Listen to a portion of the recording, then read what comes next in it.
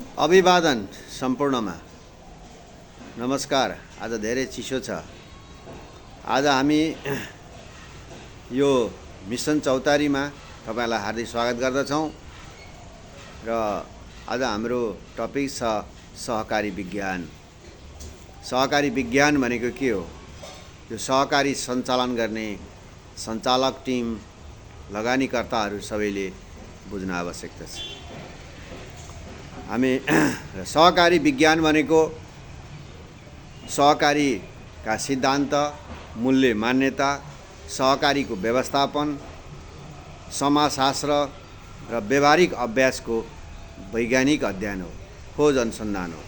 यसमा कसरी आधुनिक व्यवस्थापन, यसका प्रयोगहरू कसरी गरिएको छ, सिद्धान्तहरू कसरी प्रयोग छ, मूल्य मान्यताको चाहिँ प्रयोग कसरी छ, व्यवस्थापन कस्तो छ र समाजशास्त्रीय दृष्टिकोणले यसलाई अध्ययन अनुसन्धान गरेर समाजको आवश्यकता बुझेर यसलाई समाजलाई कसरी व्यवस्थापन गरिएको छ, यसको अध्ययन गर्ने कुरा हो। र सहकारी चलाउने कुरा मात्र ठुलो कुरा होइन। सहकारिता सामान्यतया विधिवत रूपमा दर्ता भएपछि चलिहाल्छन्, तर यसको सिस्टममा यसको सबै विश्लेषण गरेर यसका सिद्धान्तहरूलाई अक्षरशः पालना गरेर त्यसलाई कार्यान्वयन गरेर अगाडि लाने चाहिँ महान कुरा हो। यो मानव र समाज परिवर्तनको विज्ञान हो। मानवको पनि जीवन परिवर्तन र समाजको पनि परिवर्तन गर्न यो एउटा भिजन लिएर अगाडि जानुपर्छ। यसले परिवर्तन गर्छ यो विज्ञानभित्र, सहकारी विज्ञानभित्र। र मानव र समाजको परिवर्तनको विज्ञान हो। कसरी चाहिँ मानव र समाजको सर्वाङ्गीण परिवर्तन हुनसक्छ भन्ने विषयमा चाहिँ सहकारी विज्ञानले चाहिँ हामीले सहकारीको दृष्टिकोण वैज्ञानिक तरिकाले हामीले खोजी अनुसन्धान गर्नुपर्छ। र अब सहकारी चलाउने व्यक्तिले सहकारी विज्ञानको तत्त्वहरूमा सहकारीका विज्ञानका मुख्य आधारहरू छन्। सहकारी सञ्चालन गर्ने साथीहरूले बुझ्नुपर्छ कि सहकारीका मुख्य आधारहरू भनेको सहकारी सिद्धान्तभित्र रहेका तीनटा मूलभूत कुराहरू: शैक्षिक सदस्यता, हैन, शैक्षिक तथा खुल्ला सदस्यता, लोकतान्त्रिक नियन्त्रण र सदस्यहरूद्वारा आर्थिक सहभागिता। यो तीनटा चाहिँ आधार मूल्यहरू हुन्, हैन। सदस्यहरू पस्ने निस्किन जुनसुकै समयमा पनि पाउने व्यवस्था हुनुपर्छ। त्यहाँ बन्धन बनाउनु मिल्दैन। र लोकतान्त्रिक नियन्त्रण, हरेक 4-4 वर्षमा जनताहरूले, त्यहाँका लगानीकर्ताहरूले चाहिँ छानेका प्रतिनिधिहरूबाट चाहिँ विधिवत रूपमा छानेका प्रतिनिधिहरूबाट संस्था सञ्चालन हुनुपर्छ। र संस्थाको चाहिँ पुँजी, हैन, आर्थिक सहभागिता, त्यहाँ लगानी गर्न होस्, बचत जम्मा गर्न होस्, फेरि ऋण प्रवाह गर्न होस्, नाफा होस्, यो चाहिँ के छ, आर्थिकमा सबैको सहभागिता हुन्छ। र यी चाहिँ सहकारीका चाहिँ आधारभूत सिद्धान्तहरू हुन्। यी आधारभूत सिद्धान्त 7वटा सिद्धान्तमध्ये 3टा सिद्धान्त बडो व्यवहारिक छन्। यसको खोज अनुसन्धान गर्नु हामीले चाहिँ यो सहकारी विज्ञानभित्र पर्छ यिनीहरू। र सहकारीको आत्मा चाहिँ के हुन् त भन्दा सहकारीका मूल्य मान्यता चाहिँ यी आत्मा हुन् सहकारीका। सहकारीको विज्ञानको रूपमा यसलाई बुझ्दाखेरि सहकारीका मूल्य मान्यता चाहिँ आत्मा हुन्। इमान्दारिता, पारदर्शिता, समानता र आपसी सहयोग, यी सहकारीका चाहिँ आत्मा हुन्।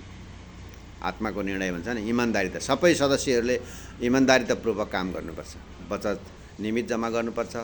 ऋणहरूको ब्याजहरू, बैठकहरूमा चाहिँ नियमित उपस्थित हुनुपर्छ। सभा सम्मेलनमा चाहिँ नियमित उपस्थित भएर चाहिँ त्यसमा आफ्नो विचारहरू राख्नुपर्छ, योजनाहरू बनाउनुपर्छ। पारदर्शी हिसाब किताब मासिक रूपमा सबैले चाहिँ बुझ्न पाउनुपर्छ। नाफाघाटा के छ यो अवस्था सबैले थाहा पाउनुपर्छ। सबैलाई समान व्यवहार हुनुपर्छ। नियम कानुनहरू एउटै लाग्नुपर्छ। कसैलाई चाहिँ त्यहाँ प्रतिशोध साध्न पाइँदैन। कसैलाई ब्लक गर्न पाइँदैन। यो चाहिँ समान नियम कानुन हुनुपऱ्यो। आपसमा सहयोग गर्नु पऱ्यो। त्यहाँ पार्टीगत हुलदुङ्गा लाग्नु भएन। त्यहाँ चाहिँ सहकारी एउटा कर्मी, हैन, त्यसलाई उत्पादन त्यसलाई प्रशोधन बजारीकरण कसरी गर्ने भन्ने आपसी सहयोग औद्योगिकरणमा सहकारीलाई लानलाई प्रयास गर्नु पर्यो र यी चाहिँ सहकारीका आत्मा हुन्। यो आत्मालाई आत्मसात गरेर अनि वैज्ञानिक रूपबाट चाहिँ खोज अनुसन्धान गरेर सहकारीलाई समाजमा आधुनिक रूपबाट स्थापित गर्न प्रयास गर्नुपर्छ र सहकारी व्यवस्थापनमा राम्रो विज्ञानको रूपमा हेर्दाखेरि योजना राम्रा आउनु पर्यो, वार्षिक रूपमा योजना बनाउनु पर्यो, बजेट, आय व्यय, आम्दानी खर्चका अनुमानहरू, नीति नयाँ प्रत्येक वर्ष सङ्गठनहरू हैन सङ्गठनमा अब नेतृत्व र नियन्त्रण यसको चाहिँ लेखा समितिका विभिन्न सङ्गठनका नेतृत्वहरू, साधारण सभाहरू र सहकारी व्यवस्थापनका महत्त्वपूर्ण यिनीहरू पक्षहरू हुन्। यी चाहिँ सुशासन हिसाबमा चाहिँ सञ्चालन हुन सक्नु पर्यो, व्यवस्थित हुनु पर्यो, आधुनिक हुनु पर्यो। त्यसलाई सुझाव सल्लाहहरू सङ्कलन गरेर योजनाहरू बनाउनु पर्यो। मध्यकालीन योजना, दीर्घकालीन योजना र अल्पकालीन योजनाहरू चाहिँ निर्माण गरेर साधारण सडक पास गराएर चाहिँ यसलाई कार्यान्वयनमा लानु पर्यो है। यो चाहिँ भनेको चाहिँ व्यवस्थापनका विज्ञान हो। अब सामाजिक विज्ञानको रूपमा सहकारीलाई हेर्दाखेरि सहकारी समाजशास्त्रसँग जोडिएको हुन्छ। सहकारी चाहिँ समाजशास्त्रसँग जोडिएको हुन्छ। समाजशास्त्र भनेको चाहिँ के भने समाजको अध्ययन गर्ने एउटा साइन्स हो समाजशास्त्र हैन। समाजको सम्बन्ध, समाजका समस्याहरू, समस्या समाधानका उपायहरू, स्तरीकरण, विकास यसको चाहिँ खोज अनुसन्धान गर्छ, समाजको अध्ययन गर्छ। त्यस्तै सहकारीले पनि समाजको विकास, सर्वाङ्गीण विकासको चाहिँ खोज अनुसन्धान गर्नुपर्छ, वैज्ञानिक रूपले खोज अनुसन्धान गर्नुपर्छ भन्छ। यसले गरिबी हटाउँछ।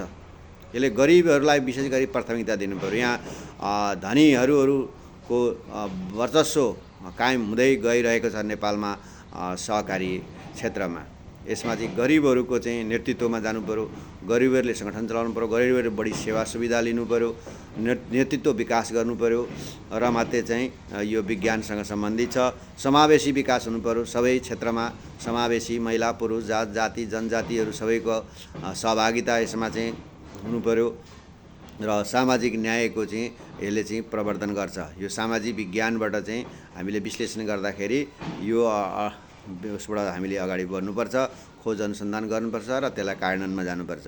अब व्यवहारिक अभ्यासमा चाहिँ हामीले के पाइरहेका छौँ भने सहकारी विज्ञान यो चाहिँ कागजमा मात्र होइन, यो चाहिँ सहकारी एउटा विज्ञान हो। यसले सर्वाङ्गीण विकास गर्छ, यसले मानव र समाजको रूप परिवर्तन गर्छ।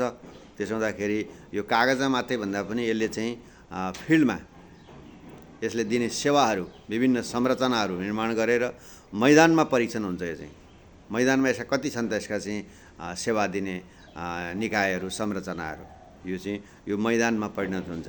जस्तै सफल सहकारीहरू, विभिन्न सहकारीहरूले बजार व्यवस्थापन गरेका छन्, कृषि उत्पादन गरेका छन्, प्रशोधन गरेका छन्, उद्योग धन्दाहरू सञ्चालन गरेका छन्, कृषि पशुहरूको सेवा दिएका छन्, विद्यालयहरू खोलेका छन्, मेडिकल सेवाहरू दिएका छन्। फिल्डमा चाहिँ सहकारीले के सेवा दिन सकेको छ त? नाफा 15% माथि चाहिँ वितरण गर्न सक्ने चाहिँ नाफा आर्जन गरेको छ। नियमअनुसारको पूर्ण रूपमा चाहिँ बोनस लाभांश वितरण गरेको छ है। त्यसो भएको हुँदाखेरि व्यवहारिक रूपमा चाहिँ यो फिल्डमा चाहिँ परीक्षण हुन्छ सहकारी।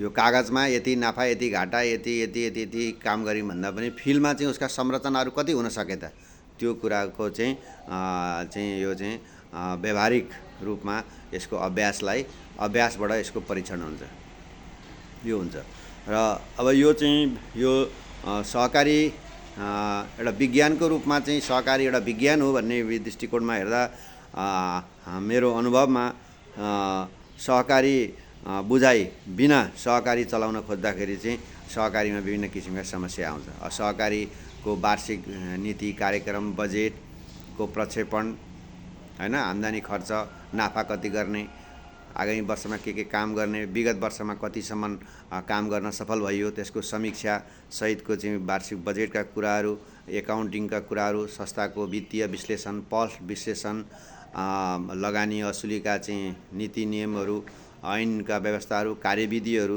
यो नबुझिकन चाहिँ यसको अध्ययन नगरिकन आफ्नो विनियम हामीले संस्था चलाइरहेका छौँ भने यो चाहिँ बडखालामा पर्न सक्छ एक दिन, त्यहाँ समस्या आउन सक्छ। त्यसो हुँदाखेरि त्यस्तो बुझेको मान्छेलाई चाहिँ हामीले चाहिँ सहकारीमा चाहिँ नेतृत्व दिनुपर्छ, नेतृत्व गर्नुपर्छ। कर्मचारीहरूलाई चाहिँ दक्ष बनाउनुपर्छ तालिमहरू दिएर, आधुनिक तालिम हैन, सहकारी सञ्चालन गर्नका लागि सर्वाङ्गीण पक्षहरूमा चाहिँ उनीहरूलाई चाहिँ एकदम तिखो बनाउनुपर्छ, लाग्ने बनाउनुपर्छ। हरेक कुराहरू चाहिँ समस्या समाधान गर्न सक्ने त्यस्तो किसिमको चाहिँ एउटा भिजनरी एउटा डेभलप गर्नुपर्छ है, अनि मात्रै संस्था चाहिँ चलाउन सकिन्छ।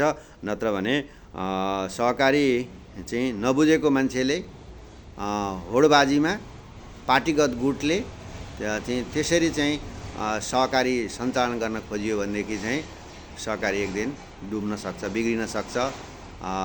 त्यसो भएको हुँदा सहकारी विज्ञान बुझ्ने व्यक्तिले सहकारी बिगार्दैन, सहकारी सुधार्छ, राम्ररी चलाउन सक्छ। सहकारीका चाहिँ मूल्य मान्यता सिद्धान्तहरूलाई व्यवहारमा कार्यान्वयन गर्छ। अन्तर्राष्ट्रिय सहकारीको चाहिँ विकासको चाहिँ गतिहरू कसरी भइरहेको छ त्यो गतिलाई चाहिँ अध्ययन आत्मसात गरेर अनि प्रतिस्पर्धामा राम्रो संस्था समाजमा स्थापना गर्नलाई चाहिँ सक्छ सहकारी बुझेको मान्छेले। र सहकारीमा पूर्ण रूपमा प्रोफेसनलको रूपमा चाहिँ काम गर्ने टिम हुनुपर्छ। त्यो चाहिँ राजनीति सङ्गठन जस्तो एकछिन जाने होइन, पूर्ण रूपमा खटेर होइन, फिल्डमा खटेर संरचनाहरू डेमोन्स्ट्रेसनहरू बनाएर किसानहरूलाई हात समाएर सिकाएर, किसानहरूलाई विशेष गरी सहकारीले उत्पादन दिने हो, उत्पादन गर्ने, प्रशोधन गर्ने, बजारीकरण गर्ने, उपभोक्तासम्म पुर्याउने र नयाँ नयाँ खोजहरू आयामहरू गर्ने। त्यस्तो भएको हुँदाखेरि सहकारी एउटा विज्ञान हो, यसले चाहिँ सर्वाङ्गीण विकास गर्छ। सहकारीले चाहिँ समाजको चाहिँ होइन, मानव र समाजको परिवर्तनको लागि सहकारी अध्ययन गरिरहन्छ। यो निरन्तर अध्ययन गर्छ। समाजशास्त्रसँग चाहिँ यो चाहिँ यो निकटतम छ। समाजशास्त्रले देखाएका बाटोहरू अवलम्बन गर्छ, सिद्धान्त मूल्य मान्यताहरू होइन, व्यवहारिक मान्छेको दुःख सुखमा, व्यवहारिक उसको दुःख सुखमा चाहिँ साथ दिन्छ। र सहकारी संसारको सबैभन्दा राम्रो व्यवस्था हो भन्ने कुरा सहकारी विज्ञानको दृष्टिकोणले चाहिँ यसलाई हामीले विश्लेषण गर्न सकिन्छ। अझै पनि हामीले आगामी दिनहरूमा अझ गहिरिएर सहकारी एउटा विज्ञान हो, यसले चाहिँ मानव र समाजको कसरी परिवर्तन गर्छ, रूपान्तरण गर्छ, राज्यलाई विकासमा यसले कसरी सहयोग पुर्याउँछ भन्ने कुराहरू वैज्ञानिक दृष्टिकोणबाट चाहिँ हामी अझै विश्लेषण गर्नलाई प्रयासरत गर्नेछौँ। श्रोता महानुभावहरू, यहाँहरूलाई आजको विषय कस्तो लाग्यो, मन पर्यो भनेदेखि यहाँहरूले लाइक गर्नुहोला, कमेन्ट गर्नुहोला, सब्सक्राइब गर्नुहोस् है। प्लिज सब्सक्राइब गर्नुहोस्, लाइक गर्नुहोस्, कमेन्ट गर्नुहोस्, सुझाव सल्लाह दिनुहोस्। तपाईँको सुझाव सल्लाह ठुलो हाम्रो मिसन चौतारीको लागि ठुलो सम्पत्ति हुनेछ। र तपाईँको भावना बुझेर हामी फेरि पनि अर्को यस्तै सहकारीलाई एउटा सही ढङ्गबाट एउटा व्यवस्थित तरिकाले यसलाई सञ्चालन गर्ने तौर तरिका, विधि प्रक्रियाहरू, विश्लेषण गर्ने तरिकाहरूको विषयमा हामी आफ्ना विचारहरू तपाईँहरू समक्ष खोज अनुसन्धान गरेर पस्किनेछौँ। हस्, सुनिदिनु भयो यहाँहरू सबैलाई हार्दिक धन्यवाद। आजको दिन शुभ रहोस्। जय सहकारी।